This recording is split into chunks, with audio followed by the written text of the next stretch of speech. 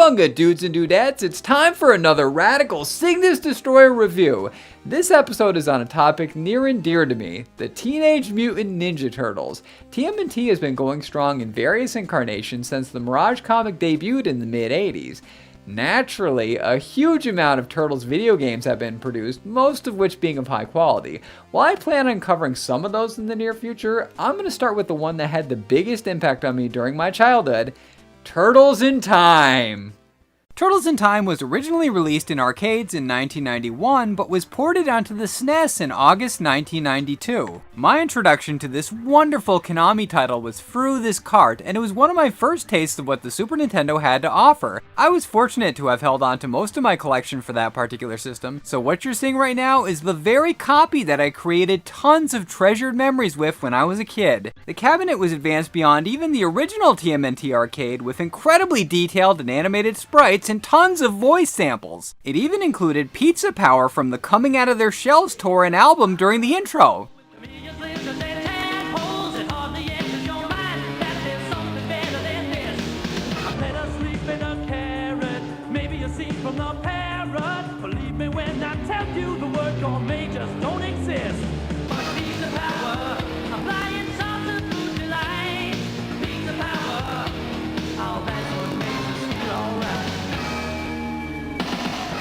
Much like the topic of my last review, Final Fight, it would have been impossible to replicate this gigantic arcade powerhouse onto a 16-bit cartridge, so changes were going to have to be made, and these become evident immediately. The Pizza Power scrolling montage is substituted for an opening cinematic that takes more after the original TMNT coin-op, which itself was working off the formula established by the iconic 1987 cartoon. Both versions of the opening are really good, but I've got to give the edge to the SNES. It does a better job of pumping up the energy levels, and it ends on the perfect note of Leonardo slicing open the screen to reveal the title. It's badass!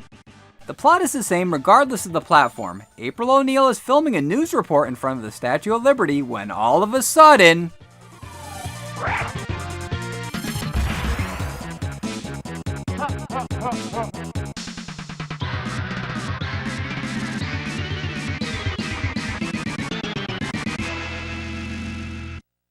Owing to its advanced hardware, the arcade features crystal clear voice samples, whereas the console delivers the info in text. Hey, Krang! Bring that statue back, you bloated beanbag! The voiceover in general was scaled back on the port, but this ultimately worked out for the best because, well, take a listen. Cool off, sucker! Forgot the sun cream. Duh, my nose. Now I'm too cool. Oh, I'm trapped. Fortunately, the stellar music was retained and it sounds better than ever.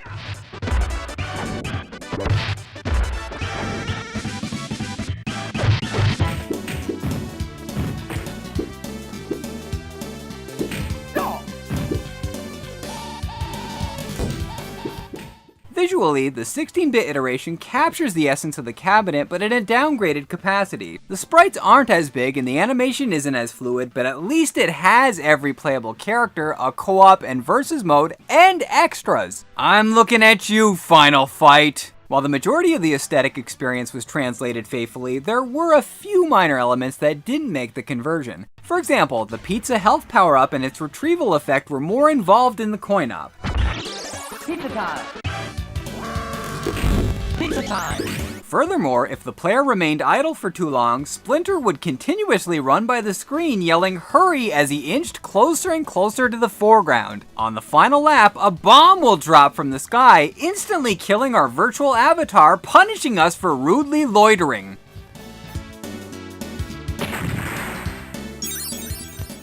This amused me, so it's a shame that this was replaced with a still image of April O'Neil on the SNES.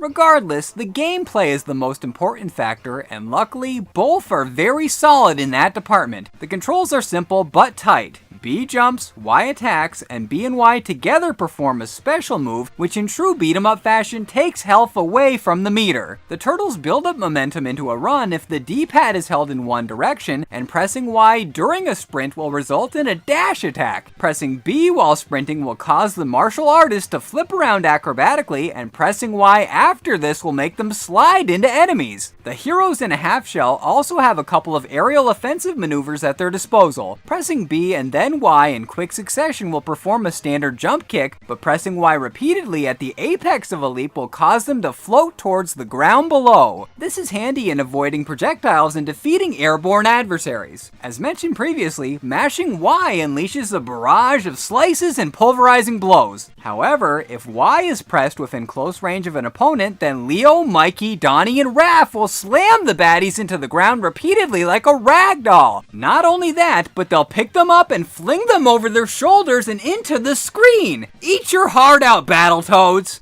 The initial levels by and large are note-for-note recreations of those found in the quarter-munching cabinet. A wrecking ball demolishes its way through the construction site, and Krang makes an appearance to zap those pesky toidles. It concludes with the battle against Baxter Stockman. He'll fly around while raining bullets down to the ground, and this is the chance to put the jump kicks to use. Both platforms feature the traditional Konami flash to indicate how much damage the villains have taken, but the home release added a boss life bar, which is a much appreciated improvement. Depending on the platform, Stockman either keels over in death or explodes. For some reason. Video game logic, I guess. Alley Cat Blues is a fairly typical TMNT street stage, complete with breakable fire hydrants and open manholes, which brings Metalhead into the picture. I'm going to mangle you green slime balls.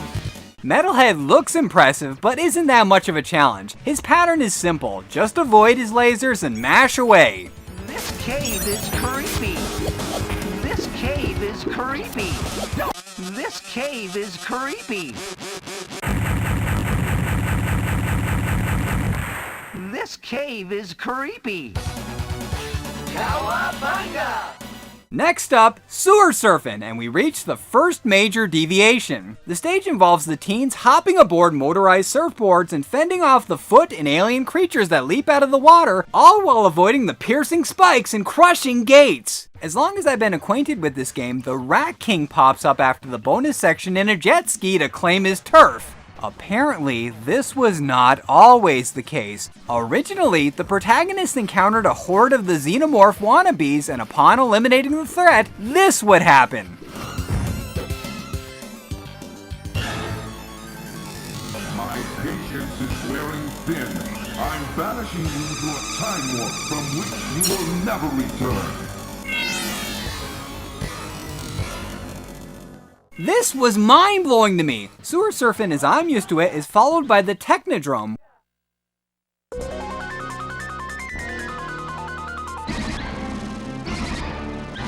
One of the highlights of the adventure, where the boys meet Toka and Razar,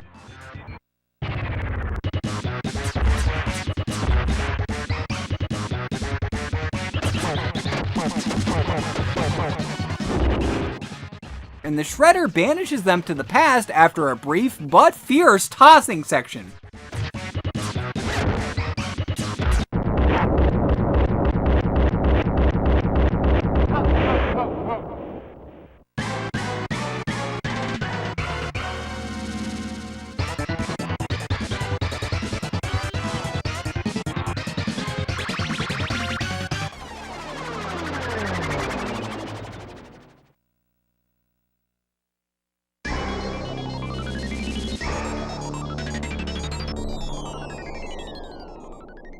Since the Shredder sends the TMNT on their journey in sewer surfing, that means that there is no Technodrome segment in the arcade! It was created entirely for the Super Nintendo, and it's sorely missed on the coin-op, so I give another check in favor of the home system. The turtle's trip through time spans several epochs and the remaining level layout is the same in both versions. However, there are still some massive differences remaining, so let's continue onward. Prehistoric Turtlesaurus introduces rampaging dinosaurs and rock soldiers into the mix, the latter of which being a huge pain in the ass, especially in a solo mission. The evil reptile Slash is the boss on the SNES, but Cement Man originally made a mess of our heroes.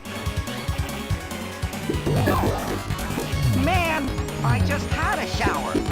I don't even know who Cement Man is, and Slash is a much cooler character anyway, so I have to give the point to the replacement. Skull and Crossbones shifts the scenery away from the comforts of land to the rough seas of pirate territory. The biggest change, outside of the dropped rain transition, is that Toka and Razar initially faced off against the Ninja Teens.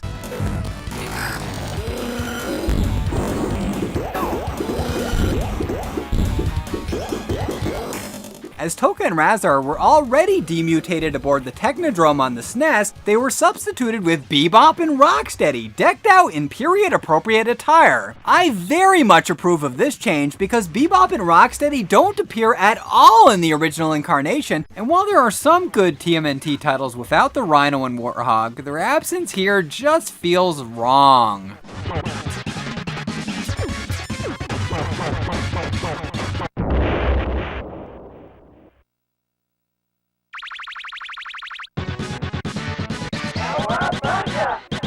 Bury My Shell at Wounded Knee, as far as I can tell, is mostly unaltered. The action takes place on a speeding train ripped out of Sunset Riders filled with foot and rock soldiers aplenty. The Cajun menace Leatherhead is lurking at the finish line ready to sink his teeth into their green flesh.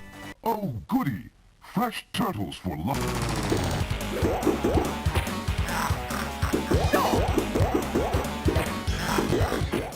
Leatherhead's bark is worse than his bite, and he'll go down in a few hits after avoiding his advances.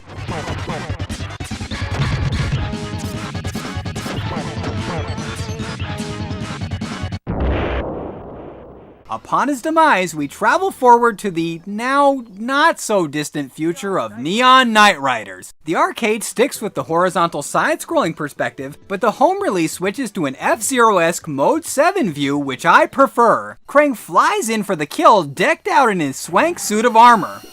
Face the wrath of Super Krang.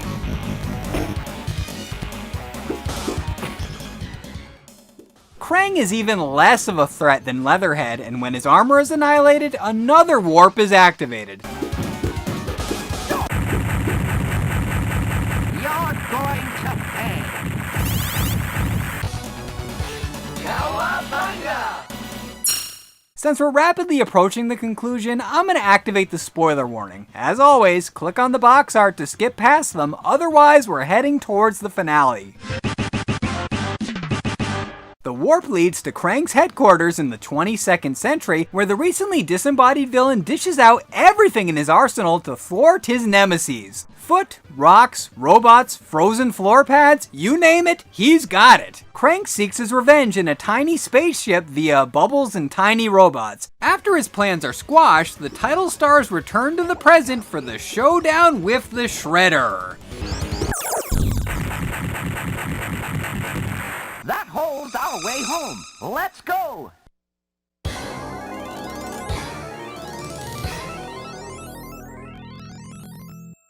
Technodrome, the final shell shock.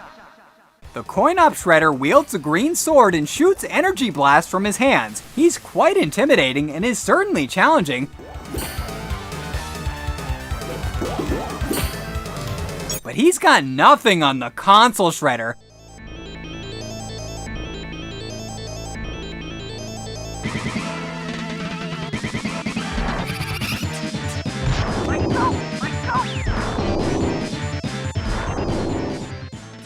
Who takes it up a notch by morphing into his enhanced self as seen in the second TMNT movie. This battle is much more brutal as the behemoth moves up and down and all around, dispensing fire, ice, and demutation rays. Finding an opening can be really tough, but my advice is to quickly move into his plane after the ice wave, aka the vulnerable spot in his defense. Also, stay far away from the demutation ray, which counts as a lost life. Remain patient and strike at the right moment. keep repeating the strategy and Oroku Saki is toast.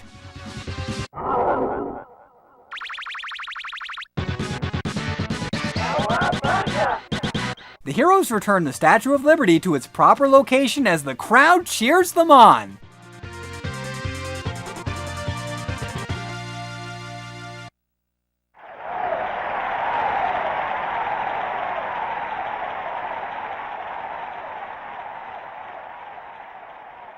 A chiptune of Pizza Power accompanies their victory and the credits roll.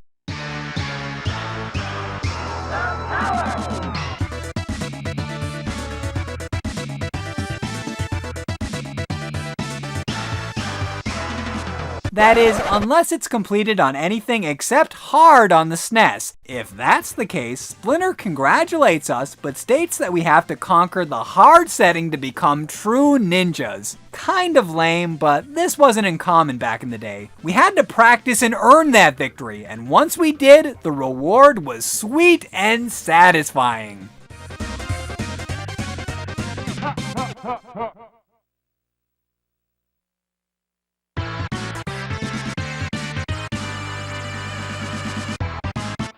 As should be clearly obvious, Turtles in Time is a fantastic experience regardless of platform, but in my humble opinion, the definitive version is the Super Nintendo's. It may be a downgrade in terms of the visual presentation, but is superior in every other category as addressed previously.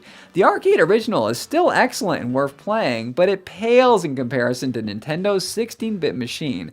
To me, this is flawless, and I can't recommend it enough. This is a must-play, and you should definitely seek it out however you can. I guarantee you'll love it just like I do.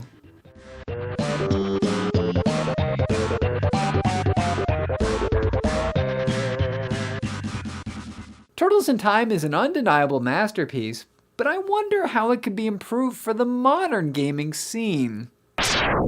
What's this? There already was a remake? Awesome! That must be amazing, right?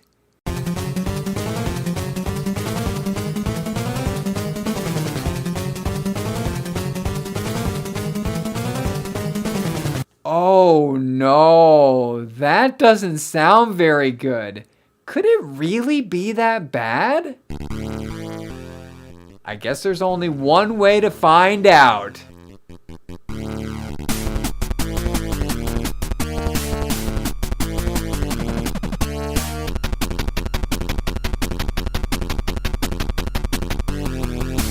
Thanks for watching, everyone. Come back next week for the Turtles in Time reshelled episode of Innocent Until Proven Guilty, but until then, you can check out these videos on the screen right now. On the upper left-hand corner, that is the last Cygnus Destroyer review on Final Fight 1, the Game Boy Advance port of Final Fight. It's a really awesome game, really great version of that game, and I, of course, had a great time working on it and, spreading the word about that, so you should definitely check that out.